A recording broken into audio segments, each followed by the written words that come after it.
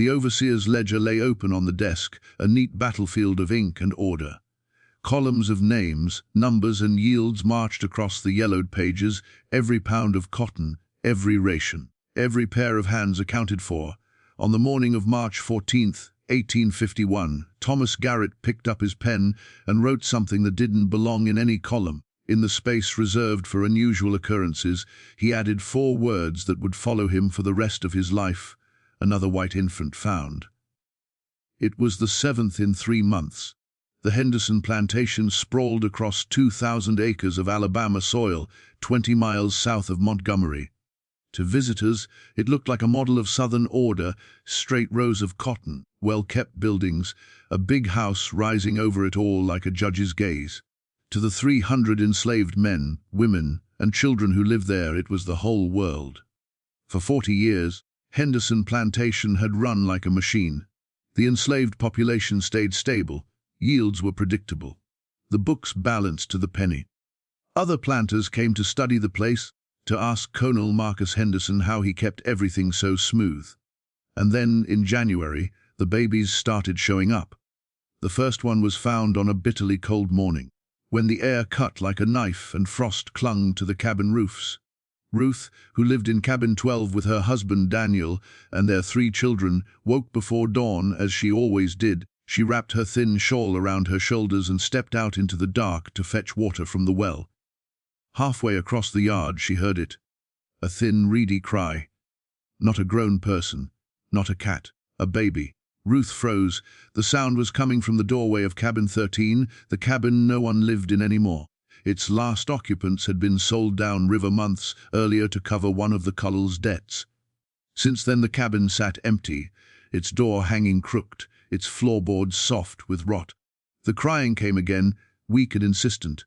Every instinct she had screamed at her to turn around, to pretend she hadn't heard. In her world, unexpected things were dangerous things. Strange happenings brought questions. Questions brought punishment.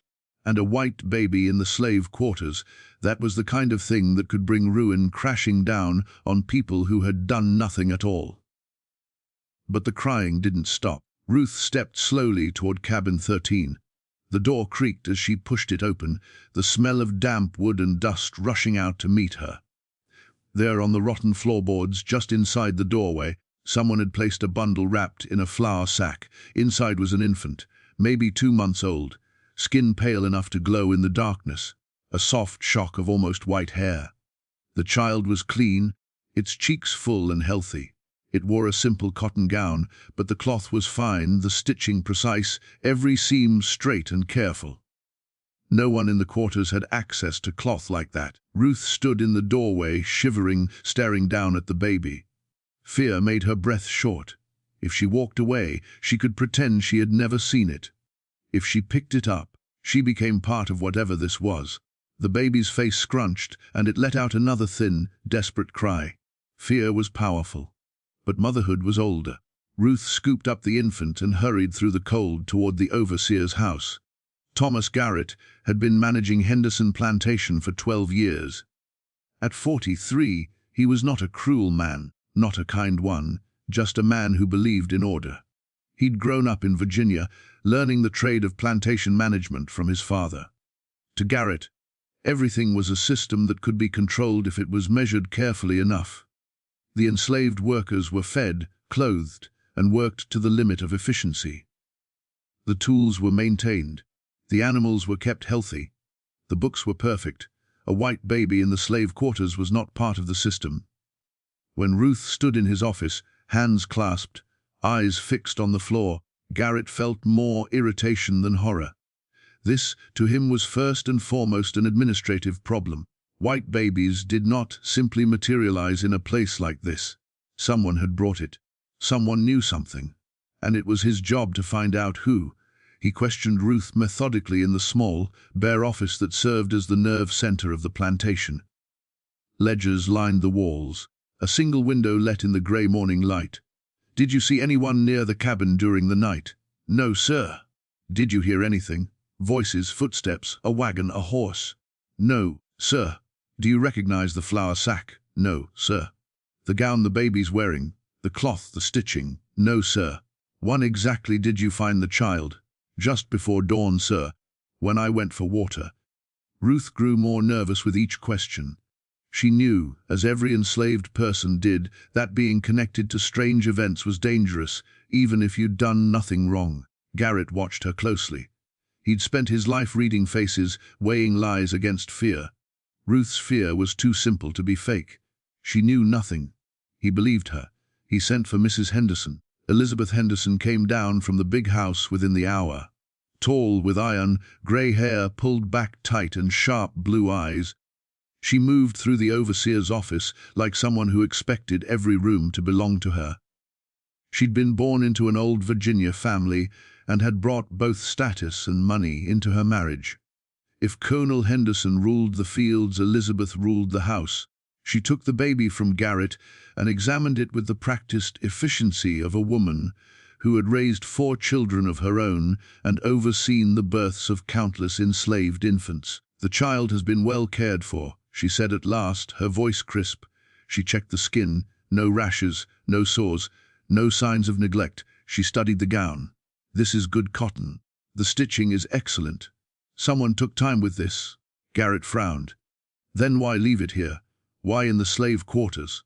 If someone wanted to abandon a child, there are churches in Montgomery. Orphanages." Elizabeth shook her head slightly, still looking at the baby. "I don't know," she said, "but this child did not come from poverty." She wrapped the baby more securely and handed it to one of the house servants with instructions to prepare a basket, milk, cloth, a few changes of clothing. "I'll take the child to the county orphanage myself," she said. "Mrs. Whitfield will see it placed properly." Then she turned to Garrett. "As for how it came here and why that is your problem, Mr. Garrett, I suggest you begin investigating immediately." To her the matter was closed. Unusual, yes. Unsettling, perhaps, but not unheard of. Babies were abandoned for 1,000 reasons: shame, poverty, secrets no one wanted spoken aloud. This one would be handed over to the orphanage, given a new name, a new life. The plantation would go on. But 3 weeks later, just as the memory of that cold January morning began to fade, it happened again. 3 quiet weeks passed.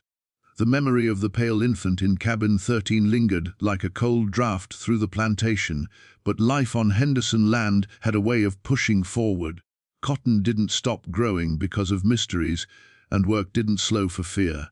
But beneath the routine, beneath the chopping of wood, the clatter of tools, the rhythm of cotton being hoed, something heavy hung in the air. A tension, a watchfulness. People began checking their doorways in the morning. Mothers kept their children closer. Even the overseers walked with tighter jaws and sharper eyes. Then, just as the unease began to settle into the background of daily life, a second baby appeared. It was dusk when Joseph, a field hand in his 30s, trudged back to his cabin after a long day of clearing ground for spring planting. Joseph was quiet by nature, steady and hardworking. He carried grief like a shadow. His wife had died in childbirth 5 years earlier, and though no one blamed him, he had never remarried. His cabin, Cabin 7, stood at the northern edge of the slave quarters, a small, simple structure he kept neat out of habit and pride. When he pushed open his door that evening, expecting only the stillness of his lonely room, he froze. On his sleeping pallet lay a baby, a white baby, wrapped neatly in clean cloth. Joseph's heart hammered in his chest, the room suddenly too small, the air too thin. Every story of punishment, every memory of whippings and unjust accusations surged up in him like water rising too fast. A white baby in a black man's cabin, there was no scenario in which that ended well for him. If someone wanted to accuse him of stealing it, or harming it, or anything at all, the truth would not matter. His innocence would not matter. But hiding the baby would be worse. Running would be worse. Pretending he hadn't seen it would be worse. His hands shaking, Joseph lifted the baby. It stared up at him with calm blue eyes, as if it had been waiting. He carried it straight to the overseer. Garrett felt the first flicker of real fear when Joseph placed the infant on his desk. One abandoned baby could be dismissed as a desperate act, a shameful secret from Montgomery, a frightened mother hiding a child where she hoped it would be found. But two meant intention. Two meant planning. Two meant someone had chosen Henderson Plantation specifically. He questioned Joseph with the same thoroughness he'd used with Ruth. Same quiet office. Same ledger, filled walls, same repeated answers. Did you see anyone near your cabin? No, sir. Did anyone enter while you were gone? No, sir. I keep my things a certain way. Nothing was touched except where the baby was set. Did you hear anything unusual? Footsteps? A wagon? No, sir. Joseph spoke with fear that made his words tremble. But Garrett knew fear well. He saw it daily. And he could tell when a person was frightened because they were guilty or because they were innocent. Joseph was innocent, which meant someone else was guilty. This time, Garrett went further. After dismissing Joseph, he walked the entire length of the quarters himself. The sun had set, the air cool and still. Lanterns flickered behind cabin windows. Dogs barked in the distance. Wind rustled through the bare winter branches. Garrett scanned the dirt around cabin 7 for footprints, large, small, dragging, hurried. Nothing unusual, just the scuffs of daily life. He questioned neighbors. No one had seen anything suspicious. He inspected the cloth the baby was wrapped in. Good quality cotton again. No marks. No embroidery. No laundry stamps. Nothing that could identify where it had come from. It was as if the child had appeared from thin air. The second infant joined the first at the county orphanage. Mrs. Henderson personally delivered it, though she said less this time. Her concern was no longer curiosity, it was something deeper, something colder. 2 white infants in 3 weeks. A pattern was beginning.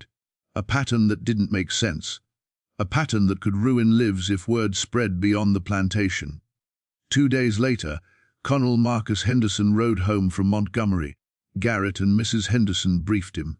The colonel listened in stony silence, his hands clasped behind his back, his jaw clenched tighter with every detail.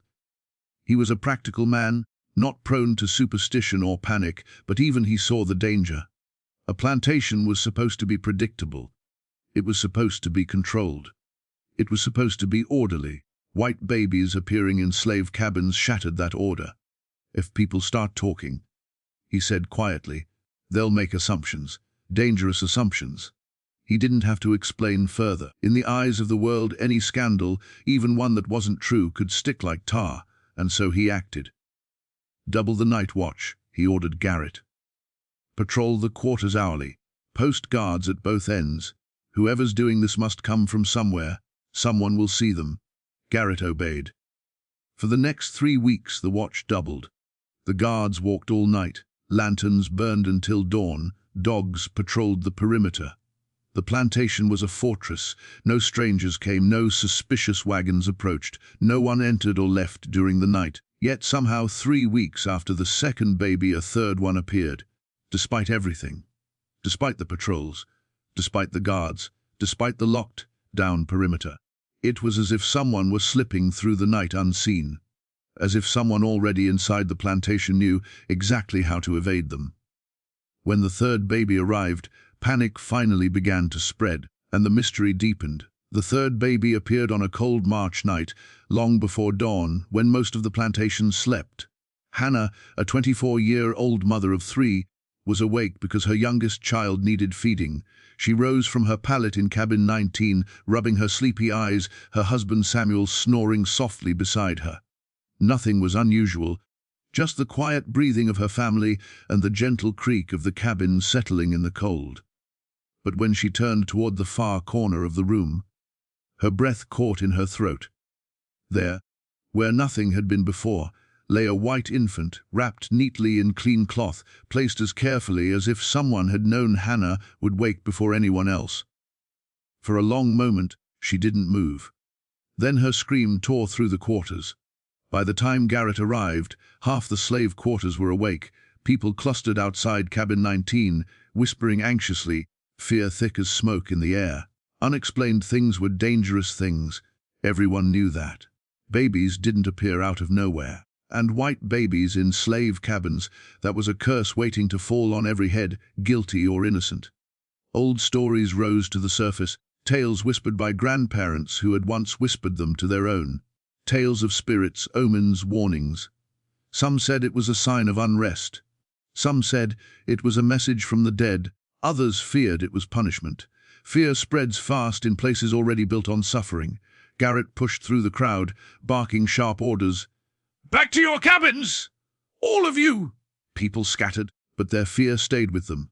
In the lamplight of his office, Garrett examined the third infant more carefully than the others. It was quiet, calm. Its blanket was clean. Its gown had careful, skilled stitching. But something else caught his eye. On the baby's left shoulder was a birthmark, a port wine stain in the shape of a small crescent moon. Distinctive, impossible to miss. A mother would recognize it instantly. Garrett recorded it in his ledger, his hand tight on the pen. 3 white infants in 2 months, all healthy, all cared for, all appearing without a trace, as if the night itself had delivered them. This was no accident, no coincidence. Someone was doing this deliberately. But why? And how? Even with guards walking the grounds every hour, even with men posted at the borders, even with dogs trained to bark at strangers, no one had seen anything. A ghost would have been easier to explain. Fear began to change the rhythm of the plantation. Work slowed. People whispered more quietly. Children clung to their parents. The enslaved population woke each morning with dread, wondering if another baby would appear. Even the white overseers grew uneasy.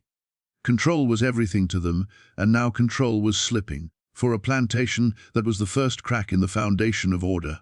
Garrett increased security again. More men, more patrols, more dogs. Still a 4th baby appeared, then a 5th. By the 6th, the fear in the quarters was palpable. People slept lightly, jumped at every sound, prayed that nothing would be at their door in the morning. And though the enslaved workers did not dare speak openly, Garrett heard whispers, curses, warnings, punishment, something unnatural moving in the night. By now the colonel, a man who prided himself on discipline and predictability, had reached his breaking point. He summoned his senior staff to the study: Thomas Garrett, overseer Benjamin Cross, head driver William Porter, stablemaster Margaret Sullivan, Mrs. Henderson's personal assistant. The room was tense. Colonel Henderson spoke first, his voice tight with frustration. 6 white babies have appeared on this plantation in 2 months. Patrols, guards, dogs, all useless. We have no idea who is doing this, and it must end. Suggestions came quickly. Someone from the outside, Porter said. No, Garrett countered. The patrols would have seen them. Then someone on the plantation, Cross said darkly. Someone who knows the routines. Mrs. Sullivan asked the question no one wanted to consider. Where are these babies coming from? Someone is giving birth. Someone is feeding them, caring for them. That takes resources, time, privacy. Where is that happening? Silence swallowed the room. The colonel finally spoke again. We will conduct a full census. Every person accounted for, every woman examined, every cabin searched, every supply checked. This mystery will be solved. There was no arguing with him. The census began at dawn the next day. It was brutal. 300 people questioned, inspected, and searched. Women of childbearing age were examined by Mrs. Henderson and Dr. Chambers, humiliating, invasive procedures that left resentment simmering beneath the fear. Cabins were turned upside down. Outbuildings were searched. Even the woods were combed. Nothing, no hidden pregnancies, no stolen supplies, no secret shelters, no footprints of strangers. And yet, on the very night the census concluded, after everything had been checked and rechecked, a 7th baby appeared. This time in cabin 9. And the girl who found it, Clara, quiet, watchful Clara, said something that troubled Garrett more than he wanted to admit. They're lost, all of them. Someone's trying to save them. What she meant, no one knew. But it wouldn't be the last strange thing, Clara said. And soon enough, Clara herself would become part of the mystery. When the 7th baby appeared, clean, pale, and silent as the ones before, it was found by Clara, the quiet 17-year-old laundry maid who lived alone in cabin 9. Clara was unlike most on the plantation. She moved softly, spoke rarely, and watched everything with dark, thoughtful eyes. Some found her eerie, others pitied her. She had lost her mother only months before and had retreated deeper into herself since. But that morning, when the baby was discovered, something in Clara's expression made Garrett stop in his tracks. She wasn't surprised. She wasn't frightened like the others. She looked sad. Deeply, unbearably sad. Clara sat in the doorway of her cabin, the white infant wrapped securely in her arms. She rocked it gently, humming a tune her mother had taught her, a soft, haunting melody that felt older than the plantation itself. When Garrett approached, she did not look up. "Clara," he said quietly, "did you see who left this child?" She shook her head slowly. "Did you hear anything? Any sounds in the night?" Another slow shake. Garrett crouched down to meet her eyes. "Clara, do you know anything about these babies? Anything at all? You won't be punished for telling the truth. But something is happening here, and we need to understand it." Clara finally looked up at him. Tears had been quietly rolling down her cheeks. Her voice was barely a whisper. "They're lost," she said. "All of them. They're lost, and someone's trying to save them." Garrett felt the hair on his arms rise. "Save them from what?" he asked. Clara closed her mouth, as if the question had shut something inside her. She looked back down at the baby and didn't speak again. When Garrett reached to take the child from her arms, she let go reluctantly, as though handing over something precious that wasn't hers to keep. She retreated into her cabin and shut the door without another word. Garrett stood outside for a long moment, unsettled. Her words weren't the fearful ramblings he'd heard from others. They felt like something else. Something she believed. Something she knew. He reported her behavior to Colonel Henderson, who made a decision immediately. "Bring her to the house. We'll question her properly." Garrett nodded, but before dawn could stretch into full morning, Clara was gone. The disappearance when Cross, the head driver, went to fetch her. Cabin 9 was empty. Her pallet untouched. No clothing missing, no food taken, no shoes gone. Clara had vanished without preparing for flight, something no enslaved person would ever do unless in pure desperation. A missing enslaved girl on a plantation was never a small matter. A missing enslaved girl in the middle of a mystery involving white infants. It sent an immediate tremor of fear through the big house. Search parties were organized within minutes. The colonel, hands folded behind his back, said quietly, "She must be found, alive." Garrett understood the meaning behind the words. If she was involved in any way, she needed to be questioned. If she wasn't involved, her disappearance could ignite panic. Either way, she mattered. They searched the woods first, then the fields, then the empty-out buildings. At last, after nearly 3 hours, a shout came from the old tobacco barn on the eastern edge of the property, a building long abandoned, half collapsed, and swallowed by weeds. Inside, curled in a corner like a frightened animal, they found Clara. Her dress was dusty, her face streaked with tears, her body trembling from cold and fear. Cross grabbed her roughly by the arm. But Garrett stepped in, holding up a hand. "Careful," he ordered. "The colonel wants answers. We can't frighten her senseless." Clara didn't resist as they led her toward the main house.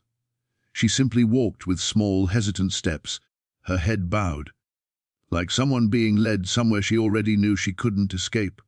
The interrogation in the colonel's study, lined with heavy books, family portraits, and the scent of polished wood, Clara stood before the colonel, Mrs. Henderson, and Garrett. She looked even smaller in that ground room, dwarfed by wealth and power she had never been allowed to touch. Colonel Henderson began gently, more gently than Garrett expected. "Clara," he said softly, "no one is going to hurt you. We just need to understand what's happening. Do you know where these babies are coming from?" "No, sir," she whispered. "Do you know who is bringing them here?" "No, sir. But you said something to Mr. Garrett. You said they were lost. Someone was trying to save them." Clara hesitated. Mrs. Henderson leaned forward. "Child," she said, voice firm but not unkind, "what did you mean?"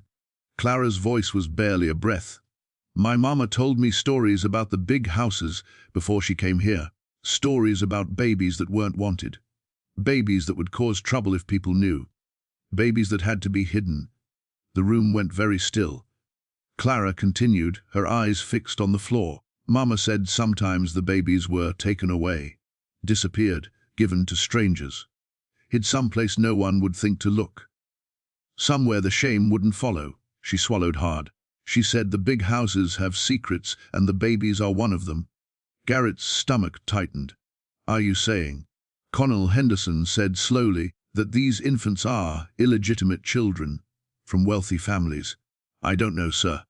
Clara said quickly, shaking her head. I'm just saying what Mama told me, that when people have secrets too big to keep, they find places to hide them.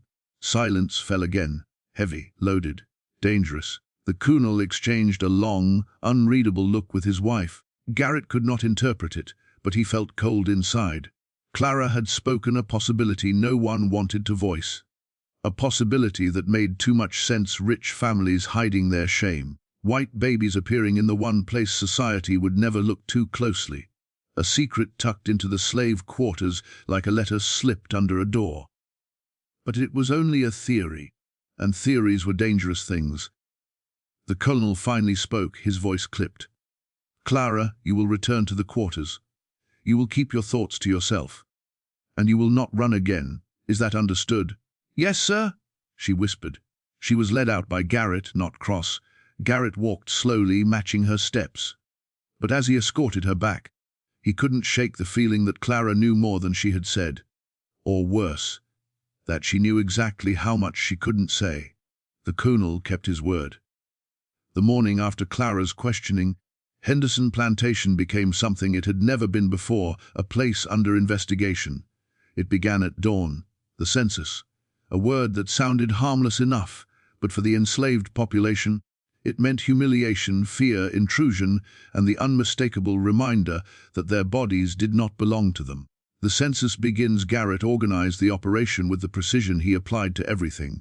Lists were drawn, names recorded, ages, duties, living quarters, all documented. But the heart of the census, the part that would burn itself into memory, fell to Mrs. Henderson and Dr. Chambers, the plantation physician. Every woman of childbearing age was called forward, one by one, questioned, inspected, examined. Searches that were supposed to be routine became invasive. Women stood silent, fists clenched, eyes fixed on the floor as their privacy was stripped away. It was meant to uncover hidden pregnancies. It uncovered only resentment. No answers, only anger. By the end of the first week, whispers of fury moved through the quarters. They think we're hiding white babies. They think we birthed them. This ain't right. This ain't decent. Fear had once united the quarters. Now humiliation divided them. Men resented the probing questions. Women resented the examinations. Everyone resented the suspicion. Garrett felt it like heat rising from the soil, anger simmering beneath the surface, waiting for any spark to ignite it. But nothing was found. No hidden infants, no secret pregnancies, no unexplained absences, no missing cloth, no stolen food. Everything was accounted for. Everything except the babies themselves. Searching the land, the Colonel ordered a full search of the plantation. Cabins overturned, outbuildings inspected, fields walked row by row, barns searched from rafters to floorboards. Even the woods beyond the fields were combed for signs of hidden shelters. Nothing. It was as if these babies dropped from the sky.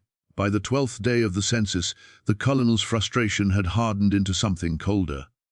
"We will finish this," he said, jaw set, "and we will solve this."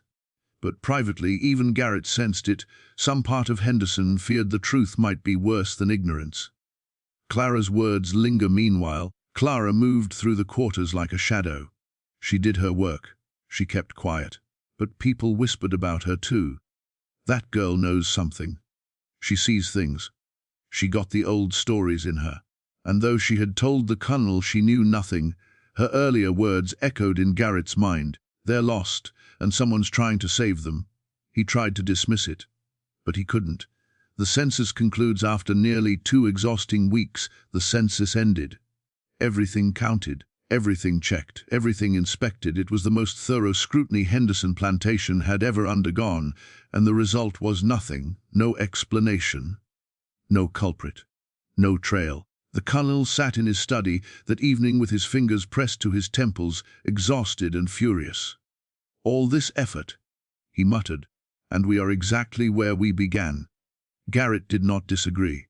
The mystery had grown teeth. The 8th baby appears that night. The very night the census was completed. Just as the plantation dared to exhale, a scream cut the darkness. High, sharp, terrified, Garrett was out of bed before he realized he was moving. He grabbed his coat, lantern, and ledger and rushed into the night air, cold enough to sting. The scream came from cabin 9, Clara's cabin. He ran faster. When he arrived, a cluster of people had gathered. Their faces were pale, eyes wide with dread. Garrett pushed through them. There was Clara, sitting in the doorway, a white baby in her arms. Her eyes were wet with tears, but her face was calm in a way that made Garrett's stomach twist. She looked as if she'd been expecting this. Garrett knelt beside her. "Clara, did you see who brought the child?" She shook her head. "Did you hear anything? Anything at all?" Another shake. "Clara, please, if you know something." She interrupted him softly, voice trembling. "They're lost, sir, and someone keeps bringing them here because this is the only place left to save them." Her words were not frightened this time. They were resigned, as if she understood something he did not, as if she pitied him for not understanding it. Garrett felt something deep in his chest go cold.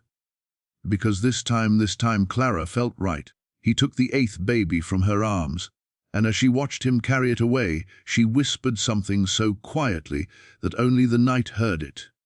"They won't stop, sir, not until the truth can't hide anymore." Garrett didn't sleep that night. Not because he feared the babies, but because he feared the truth that might be attached to them. And because, in a way he couldn't explain, he feared Clara might know more about that truth than anyone realized. By the time the 8th baby was taken to the orphanage, the plantation had settled into a tense rhythm, everyone waiting, everyone watching, everyone expecting the next baby to appear. But no one expected what happened next. For the first time since the mystery began, someone saw the person leaving a baby.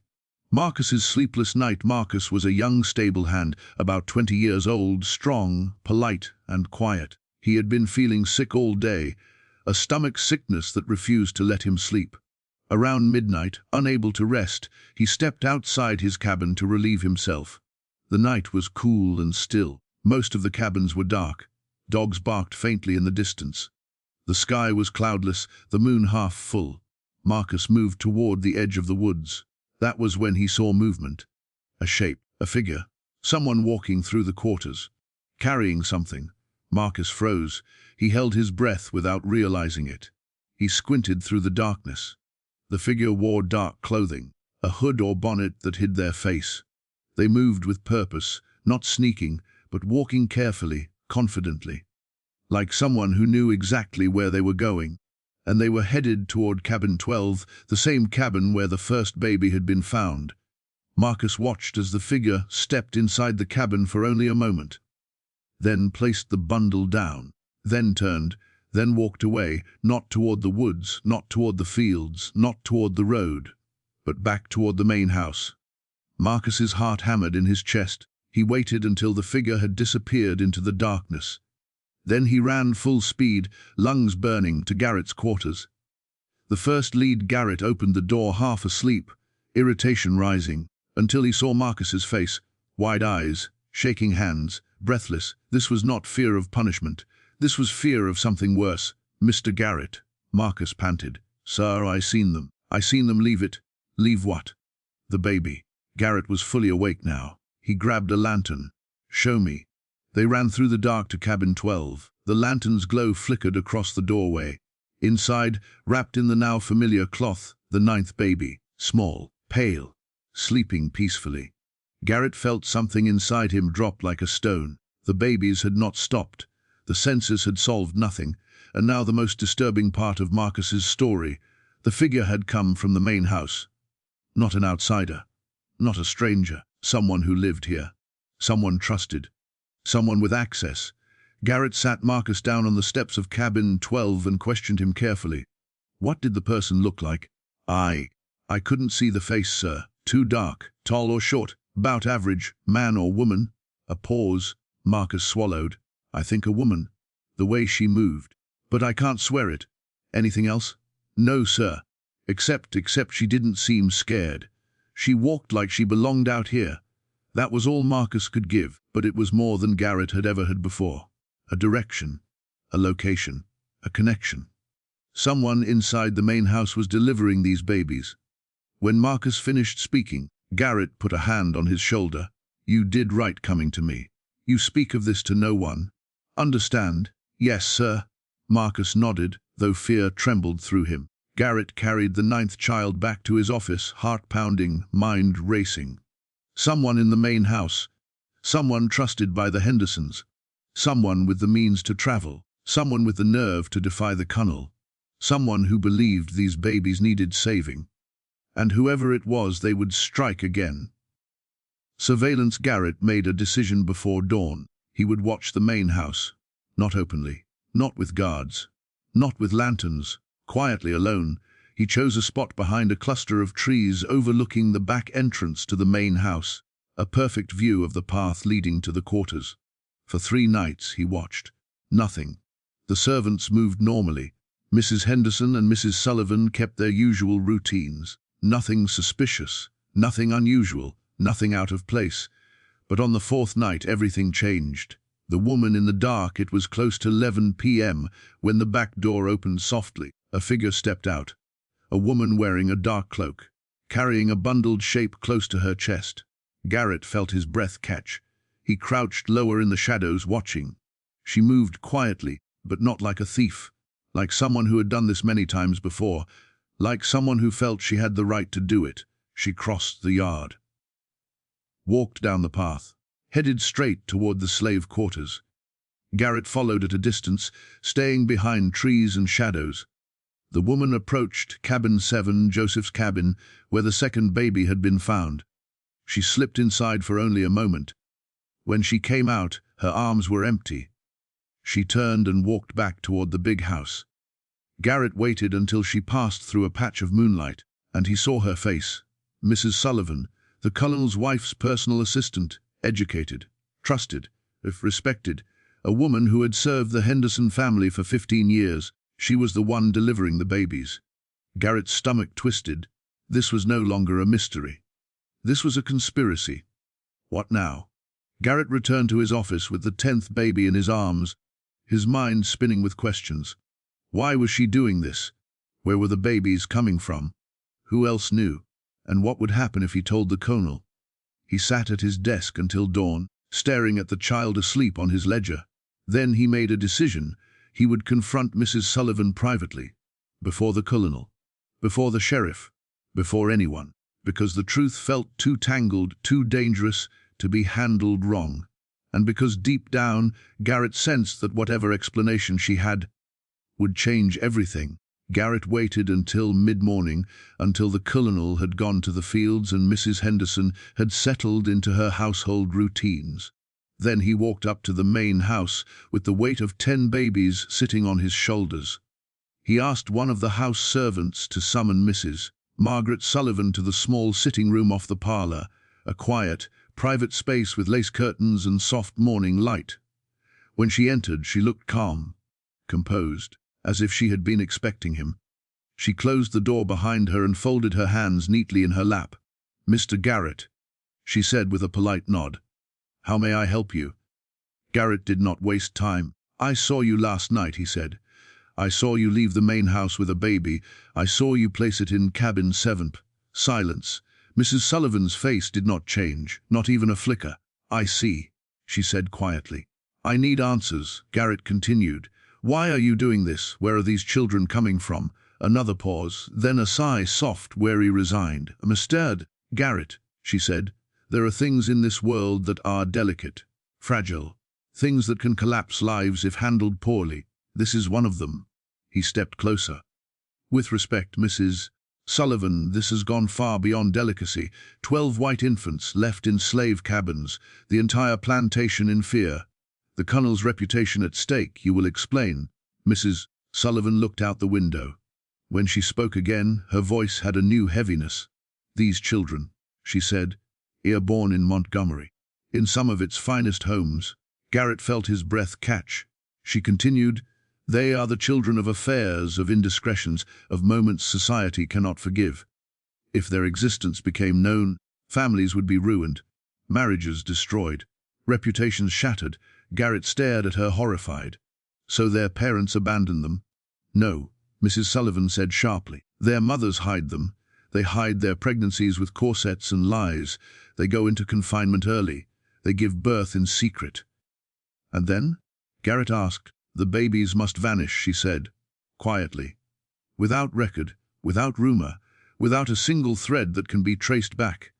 Garrett felt a coldness creep up his spine. So you bring them here? Yes, she said simply. This plantation, she went on, is isolated enough to ensure secrecy, but reputable enough that no one would dare accuse the Hendersons of involvement. Garrett sank slowly into a chair. How long? He asked. How long has this been happening? Since January, she said. But the practice is far older than you think. Not just here. Women in wealthy families have been hiding unwanted births for generations. They just needed someone trustworthy to move the children into safe hands. And that someone is you? Garrett asked. Her expression softened into something almost tender. I made a mistake once, she said, long ago. When I was very young living in Montgomery, I became pregnant. The child would have destroyed my family's standing. Someone helped me hide it. Someone took my baby to safety. Garrett swallowed. So now you're repaying that debt? Yes, she whispered. I know what desperation feels like. I know what it is to love a child you cannot keep. She clasped her hands tighter. I vowed, when I survived that time, that I would help others survive it too. Garrett rubbed his forehead. And Mrs. Henderson? He asked quietly. Does she know? Mrs. Sullivan hesitated, then nodded. She has known from the beginning. She provides cloth, milk, supplies. She ensures the children are given to the orphanage discreetly. She does not ask questions because she has secrets of her own. Garrett felt dizzy. Everything he believed about the Henderson household, the order, the morality, the properness, was unraveling. And the Colonel? He whispered. He knows nothing, Mrs. Sullivan said quickly. Nor can he. If he knew, he would feel obligated to act, and action would mean scandal, ruin, arrests, perhaps even violence. Garrett leaned back in his chair, overwhelmed. Mrs. Sullivan, he said slowly, do you understand what you've done to the plantation, to the enslaved people living here? They've been terrified, humiliated, examined. Their homes searched, their lives disrupted. A shadow crossed her face. Yes, she said softly. And I am not proud of that. Then why not tell us the truth? Garrett demanded. Because the truth, she said, would destroy more lives than the secrecy ever will. Silence filled the room, heavy, unbearable. At last Garrett asked, how many babies remain? 2, she said.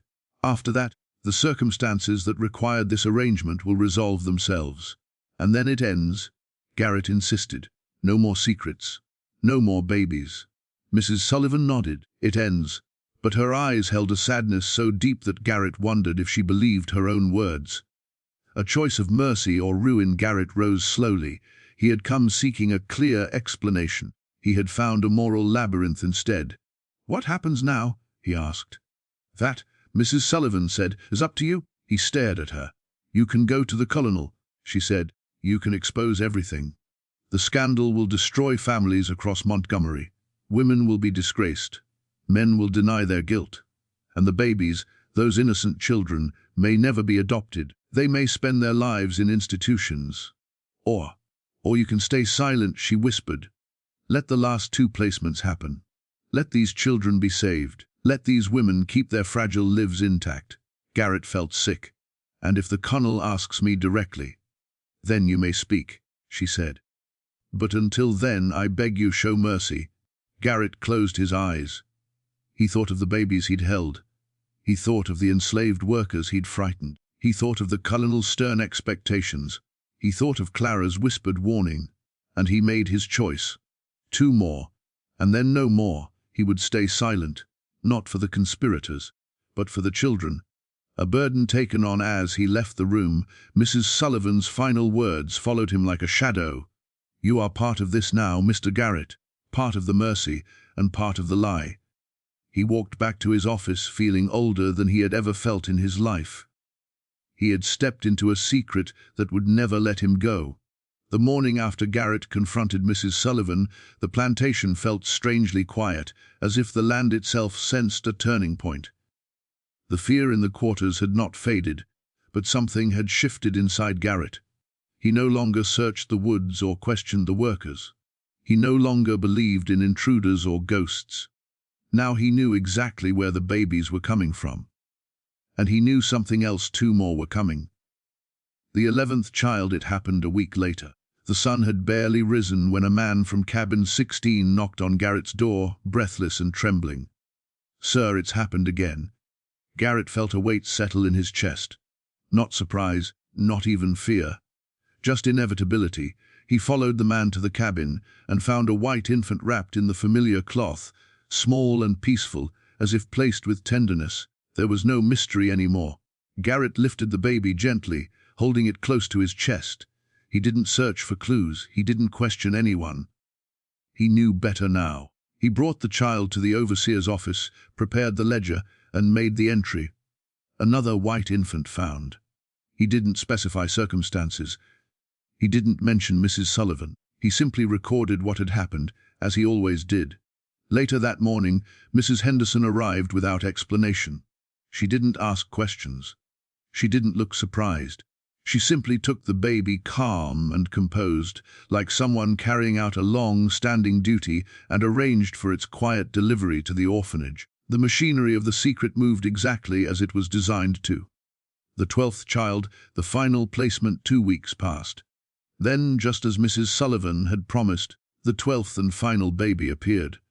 This time in cabin 4, discovered by a young couple barely into their first year of marriage. Garrett arrived before the whispers could spread. He held the infant, small, warm, impossibly innocent, and for the first time, the weight of what he had agreed to pressed hard against his conscience. This was the last one. No more after this. He carried the baby back to his office and sat for a long time, staring at it sleeping on a folded blanket. Something inside him ached, an ache that was not fear, not confusion, but sorrow. Sorrow that such a thing had ever been necessary. Sorrow that human lives were so often shaped by shame and secrets.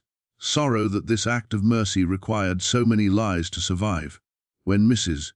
Henderson came for the child, she said nothing. She simply nodded, as if closing the final page of a chapter that could never be written down. The silence that followed after the 12th baby, the strange deliveries stopped. No more cries in abandoned cabins, no more fear-driven investigations. No more patrols through the night. The enslaved population slowly exhaled, though the memory lingered like the echo of a bad dream. Work resumed. Routine returned. The plantation fell back into its familiar rhythm.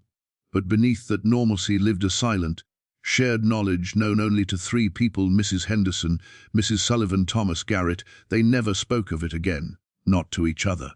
Not to anyone. But the truth lived in each of them, heavy and unspoken. The Colonel's assumptions, Colonel Henderson remained completely unaware. He believed the person responsible had been scared off after the census and the sheriff's firm warnings. "It seems the problem has resolved itself," he remarked one evening, "as these things often do when pressure is applied."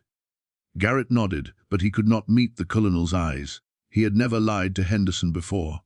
But now he lived with a lie that had saved 12 lives at the cost of 12 secrets. The end of the conspiracy after the final baby, Mrs. Sullivan's role ended just as she had said it would. The desperate women in Montgomery had found other solutions. The risk had passed. The silent network dissolved. Mrs. Henderson resumed her place as the dignified mistress of the plantation. Mrs. Sullivan returned to her duties with her calm, unreadable composure. And Garrett returned to his ledgers, haunted, but settled in his decision. He sometimes watched the big house from a distance and wondered, was Mrs. Sullivan still troubled by the children she had carried into the night? Did Mrs. Henderson think of the lives she had quietly saved? Would either woman ever feel fully absolved? He never asked. Some questions were too delicate to survive daylight. A heavy legacy years later, when the war came and the plantation burned, the secret might have died with it. But secrets have a way of lingering, tied to the land, to the people, to the pages of hidden diaries. Garrett would eventually write everything he knew in his private journal. He did not defend it. He did not condemn it. He simply recorded it, knowing that the truth was too complex for simple judgment.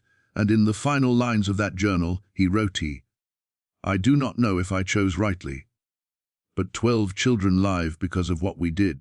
If that is wrong, then mercy itself is a crime." The end of the spring of 1851, the last baby had been placed. The conspiracy had ended. And though the plantation returned to normal, the truth lived on, quietly shaping the lives of 12 children who never knew the strange, secret path that brought them into the world. Some truths save lives, some truths destroy them, and some truths must remain buried until someone is ready to uncover them.